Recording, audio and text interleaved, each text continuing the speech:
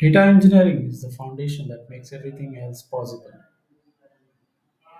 It has three components: data environment, data management, and production.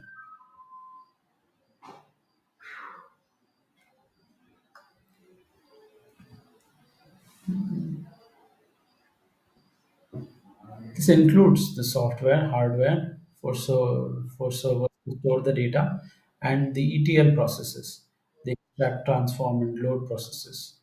With the advent of cloud computing, the new standard of storing and computing data is on the cloud.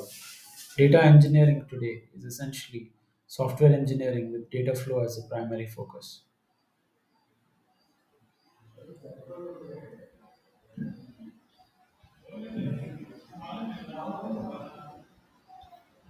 Designing and setting up the entire environment to support data science workflow is the prerequisite for data science projects. It includes setting up storage in the cloud, data management platforms, etc. Each company has a unique data condition and need. The data environment will be different depending on the size of the data, update frequency, the complexity of the analytics, the compatibility with the backend infrastructure, and so on. Data management. It is the automated data collection that includes parsing of logs, web scraping, API queries, interrogating data streams, etc. Data management includes constructing data schema to support analytics and modeling needs and ensuring the data is correct, standardized, and documented. Production. If you want to integrate the model or analysis into the production system, you have to automate all data handling steps. It involves the whole pipeline from data access, pre-processing, modeling to final deployment. It is necessary to make the system work smoothly with all existing software stacks.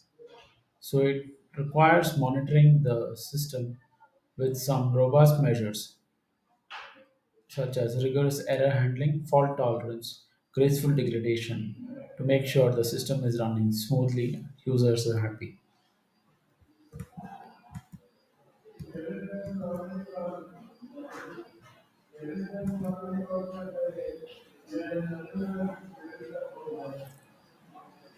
Analysis turns raw data into meaningful insights through often an exploratory approach.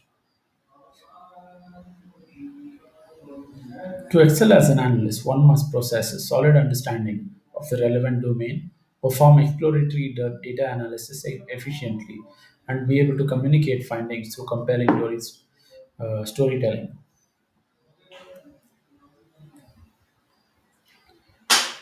It has three components: one, domain knowledge; two, exploratory analysis; three, storytelling. Do, Domain knowledge is about the industry and the organization. You can't make sense of the data without context. Some questions you can ask are: what are the critical metrics for this kind of business? What are the business questions? What type of data do they have? And what does the data represent? How to translate a business need to a data problem? What has been tried before with what results? What are the accuracy, cost, time trade offs, etc.? Exploratory analysis. This type of analysis is about exploration and discovery.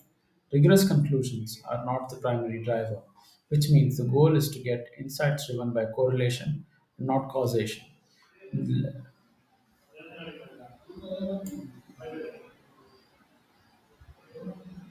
What are you doing actually?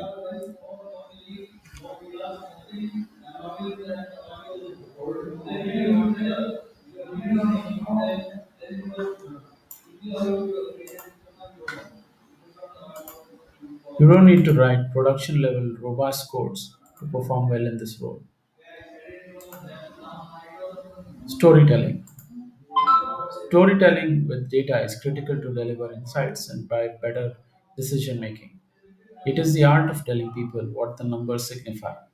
It usually requires data summarization, aggregation, and visualization.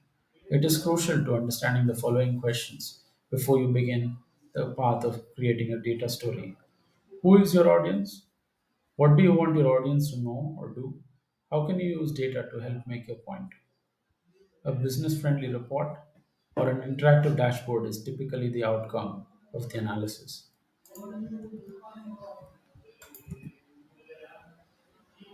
Modeling or inference is a process that dives deeper into the data to discover patterns that are not usually seen. मगर एक current MP degree के बिना तो sir ये property एक थी एक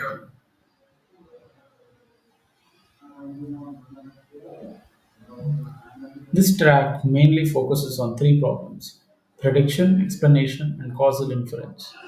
Prediction focuses on predicting based on what has happened, and understanding each variable's role is not a concern. Many black box models, such as ensemble models and deep learning, are often used to make a prediction.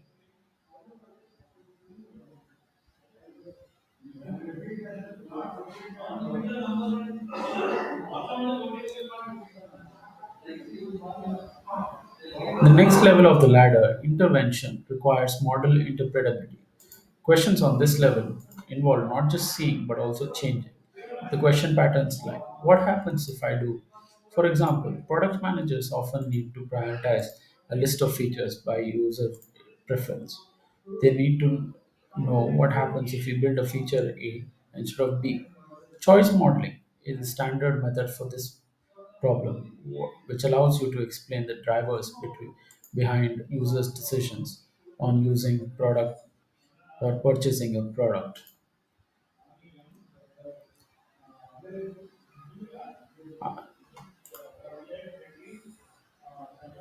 Causal inference is on the third level, which is a counterfactual. When an experiment is not possible and the cost of a wrong decision is too high, you need to use the existing data to answer a counterfactual question. What happens if I had taken a different approach? In this case, you must find a way to match samples or create a balanced pseudo data.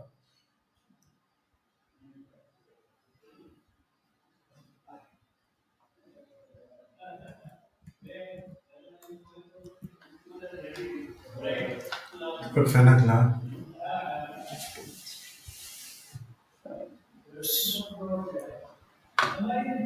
Modeling is the third track, and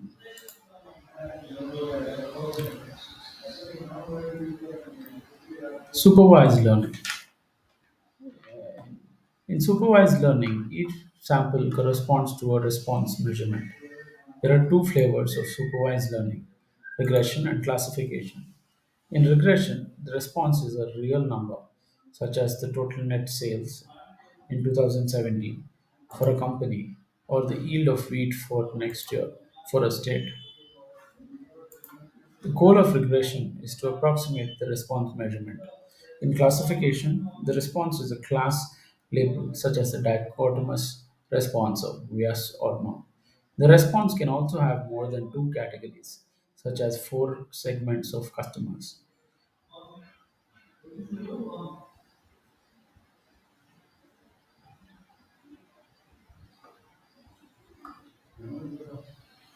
Unsupervised learning. In unsupervised learning, there is no response variable.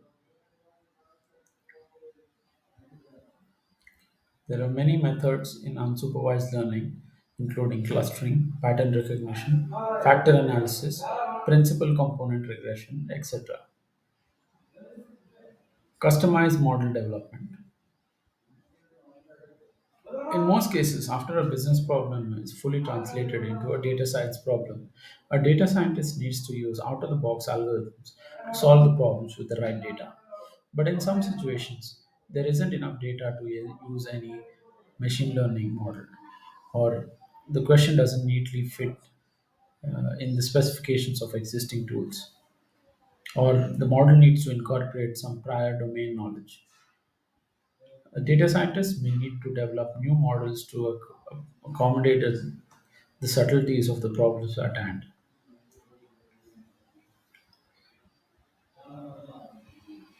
A few questions can help you to decide which type of technique to use. Is your data labeled? Do you want to deploy your model at scale? Is your data easy to collect? Does your problem have a unique context?